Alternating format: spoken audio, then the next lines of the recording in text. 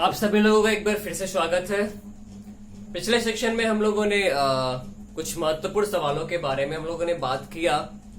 तो चलिए लास्ट सवाल को देखते हैं। अच्छा, पिछले सेक्शन में जो है जो दूसरा सवाल था उसमें कुछ एक कंडीशन थी जिसमें थोड़ा सा हमने जल्दीबाजी कर दी थी बताने में आपको। जरा सबसे पहले मैं उसको क्लियर कर दूं, फिर उसके बाद हम लोग जो है अपने अगले सवाल पे आते हैं।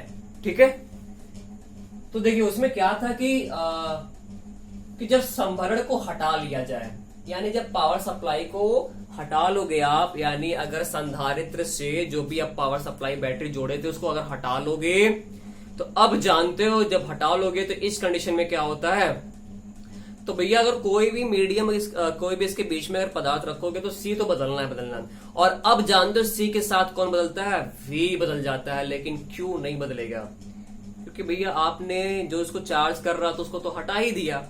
ठीक, लेकिन अगर उसको लगाए रखते ना, अगर उसको पावर सप्लाई को लगाए रखते तब सी के साथ कौन बदलता, आवेश बदलता, तब भी नहीं बदलता। ठीक है, ये बहुत ही इंपॉर्टेंट कॉन्सेप्ट है संधारित्र के सवालों को सॉल्व करने के लिए। ठीक है, तो चलो भैया, तो इस कंडीशन में जब अगर संभरण को यानी पावर सप्लाई को हटा लिया जाएगा, जब हटा लोगे तो भैया सी तो बदलनी है, सी तो बदलनी है। ठीक है, क्योंकि वो परावर्तन 6 वाला आप रख रहे हो। और आवेश नहीं बदलने वाला, आवेश जो था वही रहने वाला। ठीक है, आवेश बदलेगा ही नहीं। हाँ, वोल्टेज बदल जाएगा, विभवांतर यानी प्लेटों के बीच विभवांतर बदल जाएगा, यानी V डैश हो जाएगा। तो भैया अब यहाँ पे आप C का मान कितना रख लोगे, जो बदल चुका था 6 की वजह से, 6 वाला मान रखने से कितना आया था 106.2 बराबर। और आवेश चेंज नहीं करने वाला तो 1770। अब बटे में V की वैल्यू V डैश की वैल्यू ये, यानी V डैश बराबर कितना हो जाएगा 1770 बटा 106.2। आप इसे डिवाइड कर लोगे, विभवांतर आपका निकल करके आ जाएगा। ये बहुत ही महत्वपूर्ण सवाल होते हैं जो कि आपके बोर्ड एग्जामिनेशन में पूछे जाते हैं, जो कि आपका साथ ही साथ एनसीईआरटी प्रॉब्लम भी था और आपके कॉम्पिटिटिव एग्जामिनेशन में भी सवाल इससे बनते हैं। तो चलिए तीसरे सवाल पे आते हैं। तीसरे सवाल पे अब इस सबको जरा मैं हटा दूं। उम्मीद करते हैं आपको चीजें क्लियर हुई होंगी। अगर फिर भी प्रॉब्लम हुई होगी तो वीडियो दोबारा देखना एक बार, मेरी मैं आपसे रिक्वेस्ट करता हूं। ठीक है, और अगर फिर भी नहीं आएगा कोई दिक्कत नहीं, आप मुझे ना मेरे संपर्क सूत्र पे स्क्रीनशॉट लेकर के या सवाल नोट करके भेज सकते हो कि सर मुझे ये सवाल आंसर नहीं आया, आप मुझे बता दो, तो मैं आपको बता दूंगा। ठीक है, बताऊंगा, अवश्य बताऊंगा। ठीक है, और सवालों को आप प्रैक्टिस जरूर किया करें। आंसर नहीं आता वो उसकी कोई प्रॉब्लम नहीं, वो प्रॉब्लम नहीं है। प्रॉब्लम ये है कि अगर आप सवाल को छुओ ही ना, तब तो भैया सवाल आपको डराता रहेगा जिंदगी भर। ठीक है, कि सवाल होने वाला नहीं जो है। ठीक है, तो सवाल को जरूर आप टच करो, ट्राई करो। आंसर नहीं आता कोई दिक्कत नहीं। ठीक है, आंसर गलत आता कोई दिक्कत नहीं, कोई प्रॉब्लम नहीं। ठीक है, आप ट्राई करो। ठीक है, गलती करोगे सीखोगे। ठीक है, नहीं आएगा तो मैं तो आंसर अगर आपका नहीं आएगा तो मैं तो समझाने वाला हूँ, बताने वाला हूँ। ठीक है, और चीजों को जब आप एनालिसिस करते हो ना तो आप अच्छे तरीके से सीख पाते हो। आप खुद चीड़-फाड़ करो ना, कोई बात नहीं, अरे मरेगा कोई दिक्कत नहीं। ठीक है, मार दो इसको, समस्या क्या है। ठीक, तो चलिए अगला सवाल हमारा जो है कि 2 पिकोफैरड, 3 पिकोफैरड और 4 पिकोफैरड धारिता वाले 3 संधारित्र पार्श्व क्रम में, यानी 3 कैपेसिटर है जिनकी कैपेसिटी दी हुई है, और ये पार्श्व क्रम मतलब समांतर क्रम में जुड़े हुए हैं। ठीक है, बना लो इनको।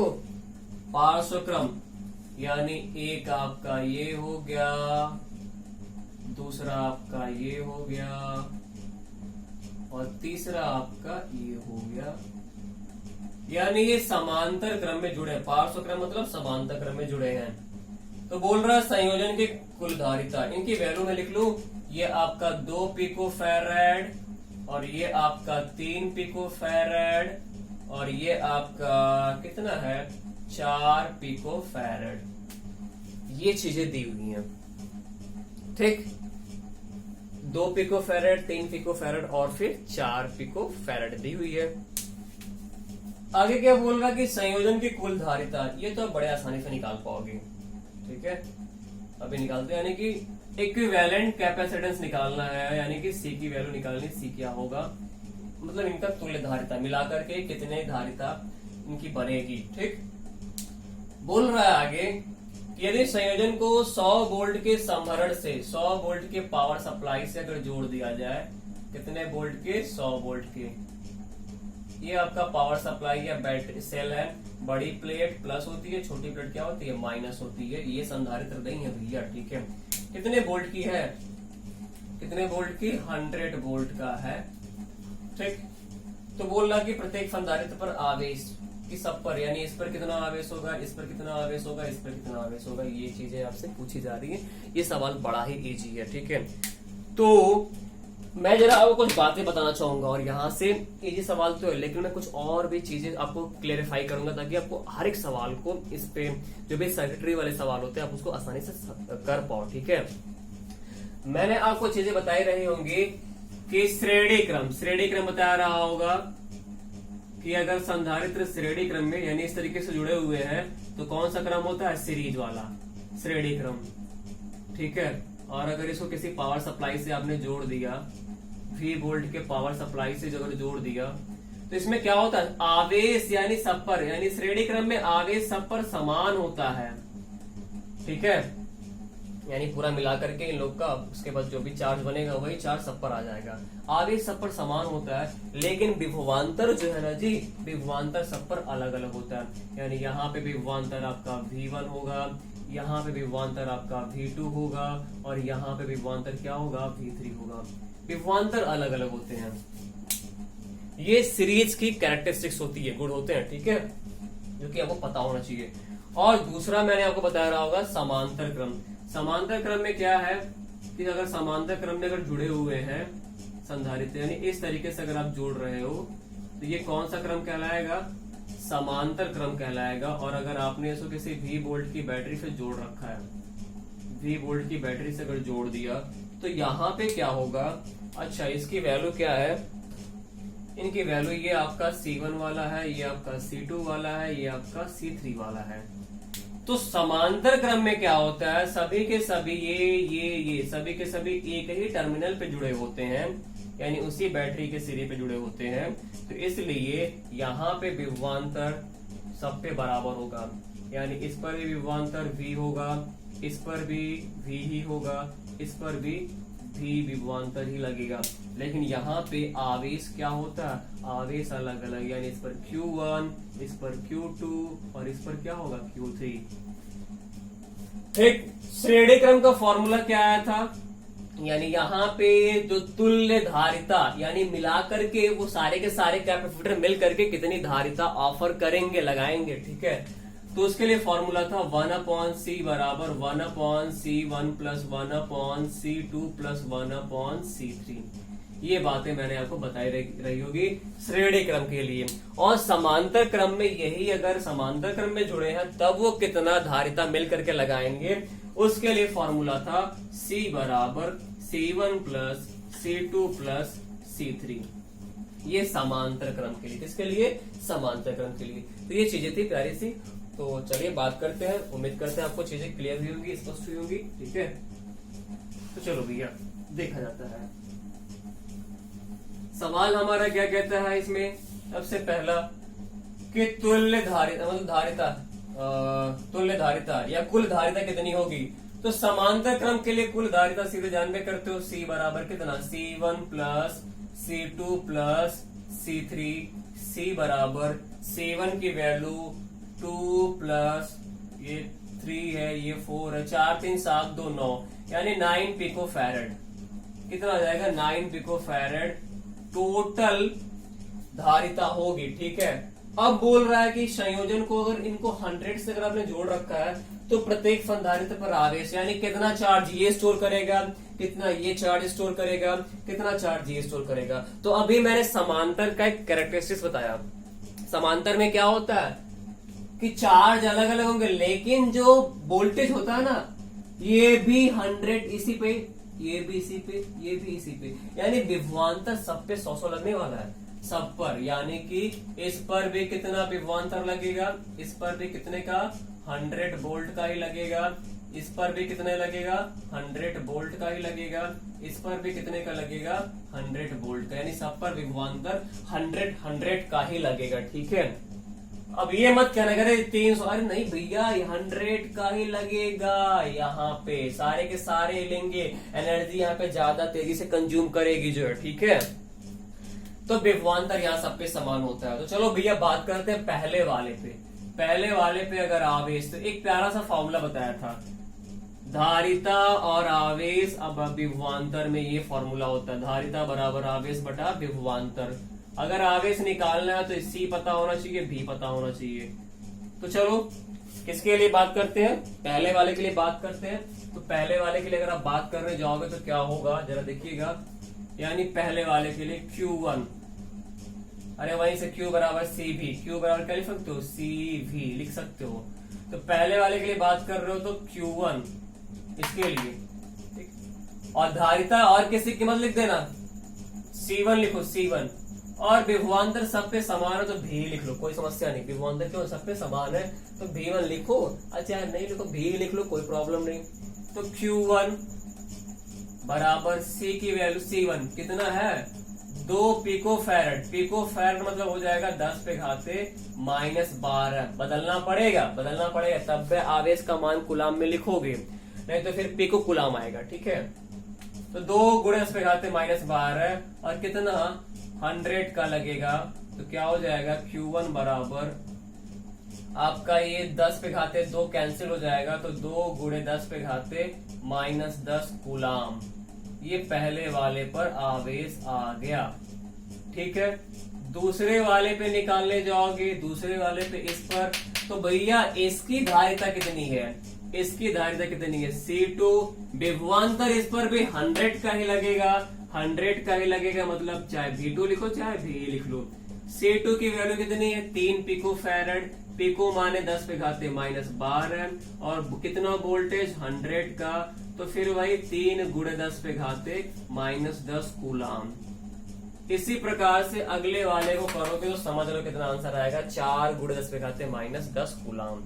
तो उम्मीद करते चीजें आपको स्पष्ट हुई होंगी, क्लियर हुई होंगी। ठीक है, तो कुछ ऐसे सवाल बनते हैं, बाकी आप सवाल सॉल्व करो अपने साइड बुक से करो। ठीक है, साइड बुक से पहले सवाल सॉल्व करो, फिर उसके बाद अपने एनसीईआरटी प्रॉब्लम पे आ जाओ। ठीक है, और उसके बाद जो है कि आपको जो भी प्रॉब्लम फंसती है तो आप मेरे से पूछो। अभी मैं और भी सवाल कराने वाला हूँ, और भी सर्किट वाले सवाल कराऊंगा। ठीक है, तो थोड़ा सा कंटिन्यूअस सवाल हो गया है तो थोड़ा सा आप बोर हो रहे होगे, थोड़ा सा हम लोग कुछ थ्योरी वाला चीजें पढ़ लेते हैं, कुछ थ्योरी कॉन्सेप्ट, थ्योरी डेरिवेशन वाला पढ़ लेते हैं, उसके बाद फिर हम लोग और भी सवालों पे आएंगे। ठीक है, तो चलिए हमारा अगला जो टॉपिक है, हमारा अगला टॉपिक क्या है, बहुत ही महत्वपूर्ण टॉपिक है, जिज्ञासा के आधार पर।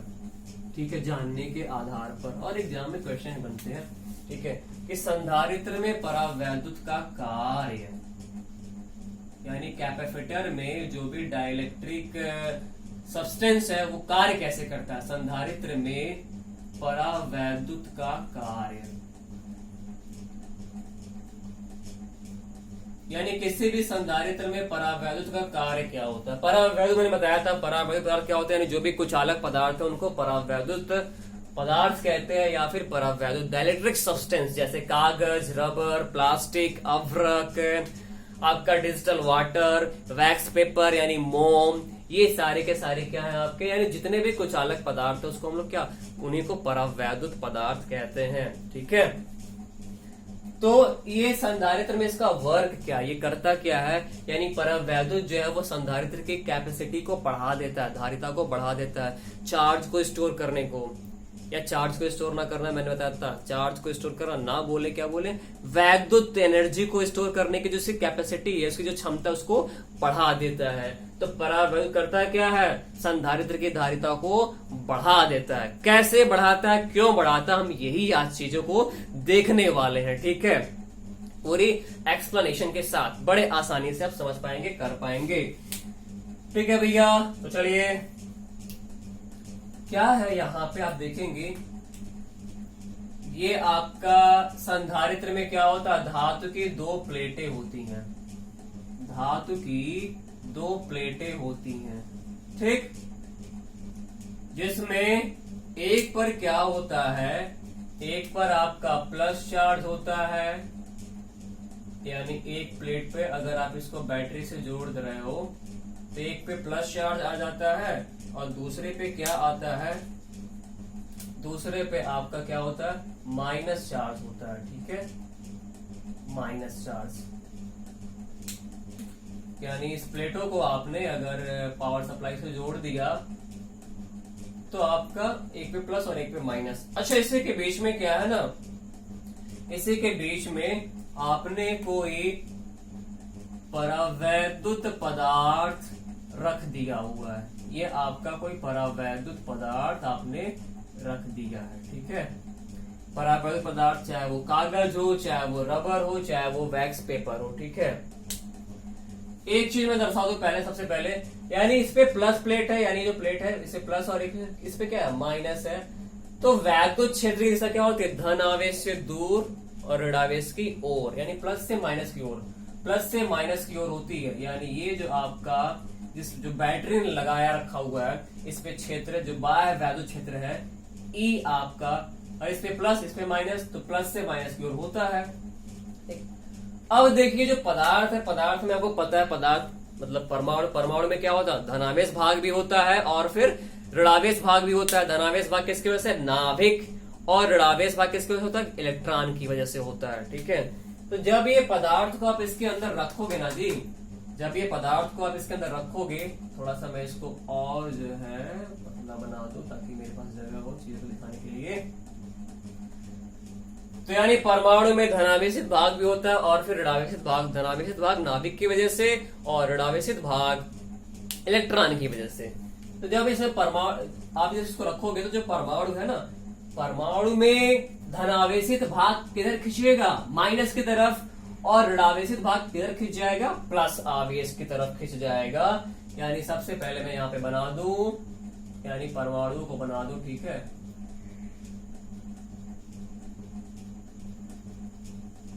ये आपके परमाणु है, ठीक। तो यानी जब आप रखोगे तो परमाणु में बोला कि धनावेशित भाग और ऋणावेशित भाग, धनावेशित भाग जो नाभिक है वो माइनस की तरफ किधर चला जाएगा, माइनस की तरफ, माइनस की तरफ, और जो इसमें ऋणावेशित भाग है वो किधर, प्लस की तरफ, क्योंकि ऋणावेशित किधर की तरफ आकर्षित होगा, प्लस की तरफ आकर्षित होगा, ठीक। एक फैमिली ही है, जब उसमें सभी आपसी एकता होती है तब तो कुछ नहीं पता चलता है, लेकिन जब वो फुटमत हो जाती है, जब उनमें आपसी मतभेद हो जाता है, तब पता चलता है कि अरे ये चीजें, ये झगड़े हो रहे हैं, ये चीजें हो रही हैं, ठीक है। अगर आप एकता के साथ हो, आप सभी लोग जो है आपसी बना करके रखते हो, तो फिर अंदर की बात बाहर पता चलती ही नहीं है। लेकिन अगर आपसी फुटमत हो गई, आपसी मतभेद हो गया, तो सारी अंदर की बातें जो है आप उनकी बातें या वो आपकी बातें बाहर कर देते हैं, ठीक है। तो यानी मतलब क्या, उसी को क्या बोल सकते हैं कि हम लोग पोलराइज कर गए हैं, ठीक है। ऐसे ही यहाँ पे भी होता है।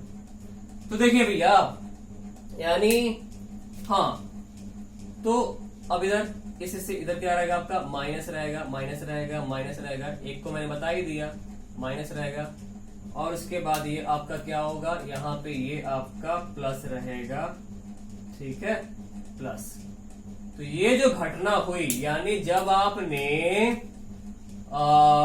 किसी भी परावैद्युत पदार्थ को वैद्युत क्षेत्र के भीतर रखोगे ना, तो उसके जो धनावेशित और ऋणावेशित भागों में विस्थापन हो जाता है, ठीक है। और इसी घटना को हम लोग वैद्युत ध्रुवण कहते हैं। क्या कहते हैं, वैद्युत ध्रुवण, इलेक्ट्रिक पोलराइजेशन। क्या बोलते हैं, इलेक्ट्रिक पोलराइजेशन। अब देखिए क्या होगा कि ये जो भी है ना, यानी इनका ध्रुवण हो चुका, और प्रत्येक परमाणु का जो सिरा होता है अपने जस्ट जो पड़ोसी वाला है उसके अपोजिट वाले के निकट होता है। तो यानी ये प्लस इससे कैंसिल हो जाएगा, ये प्लस इससे, ये प्लस इस minus, plus minus, plus minus, plus minus, ये plus minus plus minus plus minus plus minus, ये एक दूसरे को ये प्रभावहीन कर देंगे, ठीक है। तो यानी इस तरीके से अंदर जितने भी सबके साथ ऐसा होगा। तो एक तरीके से यानी इसका ये जो पदार्थ है इसका एक सिरा, ये वाला सिरा क्या बन गया, ये वाला सिरा प्लस बन गया, और ये वाला सिरा क्या बन गया, ये वाला सिरा क्या बन गया, ये वाला सिरा माइनस बन गया। क्या बन गया, माइनस बन गया, ठीक। और ये तभी होगा जब आप इलेक्ट्रिक फील्ड लगाओगे, वैद्युत क्षेत्र बैटरी से आप लगा रहे हो, ठीक है। बैटरी से हमें जोड़ रखा है, अगर नहीं रखा तो फिर कोई तब नहीं होने वाला, ठीक। तो ये चीज है आपका, एक सिरा प्लस बन गया और एक सिरा क्या बन गया, माइनस बन गया, ठीक है। तो अब क्या होगा, अब इस पे प्लस और इस पे माइनस, तो यहाँ पे भी वैद्युत क्षेत्र आ जाएगा। ये प्लस बन चुका, ये माइनस, तो वैद्युत क्षेत्र आ जाएगा और उसकी डायरेक्शन क्या होगी, इधर होगी, जिसको हम ई डैश से, किससे लिख लेते हैं, ई डैश से। ये इस प्लस और इस माइनस, क्योंकि धन आवेश से दूर माइनस आवेश की ओर, ये चीजें हो गई। तो अब देखिए ये दिशा इधर, यानी आप इधर खींच रहे हो और कोई आप इधर लेके जा रहे हो और कोई इधर खींचने लगे, तो वैल्यू क्या होती है, घट जाती है ना। यानी विपरीत दिशा होने के नाते ई की वैल्यू बताइए, ई की वैल्यू क्या होगी, ई की वैल्यू ये क्या करेगा, उसके विपरीत है ना जी, अपोजिट है, तो ई की ये इसके ई के मान को घटा देगा, क्या करेगा, घटा देगा। और जब ई घटेगा तो आपको पता है ना जी, भी बराबर क्या होता है, भी बराबर होता है ई इंटू डी, नहीं पढ़े हो, अरे भाई ई बराबर विभवांतर बटा दूरी, तो भी बराबर ई इंटू डी।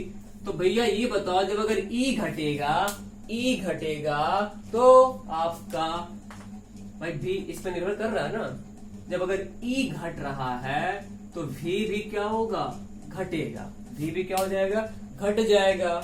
और अगर भी घटेगा तो बताइए सी बराबर पड़े है ना, क्यू अपॉन भी होता है, सी बराबर क्या होता है, क्यू अपॉन भी। तो यहां पे क्या, ई घटा, अरे इस पर आवेश आ गया, जिससे एक वैद्युत क्षेत्र आ गया, उसने क्या किया, बाह्य वैद्युत क्षेत्र जो था उसको घटा दिया, ई घटा तो भी घटा, और भी घटेगा तो सी क्या हो जाएगा, बढ़ जाएगा, क्योंकि इनमें कौन सा संबंध है, व्युत्क्रमानुपाती का, इनवर्सली प्रोपोर्शनल का। इनवर्सली प्रोपोर्शनल में क्या होता है कि अगर एक बढ़ेगा तो दूसरा क्या होगा, घटेगा, या एक घटेगा तो दूसरा क्या होगा, बढ़ेगा। तो यानी यहां से आपको चीजें स्पष्ट हुई होंगी किस तरीके से परावैद्युत पदार्थ की वजह से किसी की धारिता जो है बढ़ जाती है, बढ़ती है, घटती नहीं है, ठीक है। उम्मीद करते हैं आपको चीजें स्पष्ट हुई होंगी। तो आप इसे लाइक, शेयर और सब्सक्राइब करना ना भूलिएगा। अपने अन्य साथियों को ज्यादा से ज्यादा लोगों को शेयर करें, ताकि जो है सभी लोगों को लाभ मिल सके। मिलते हैं अगली क्लास में नई चीजों के साथ, तब तक के लिए नमस्कार, सत श्री अकाल, आदाब, धन्यवाद।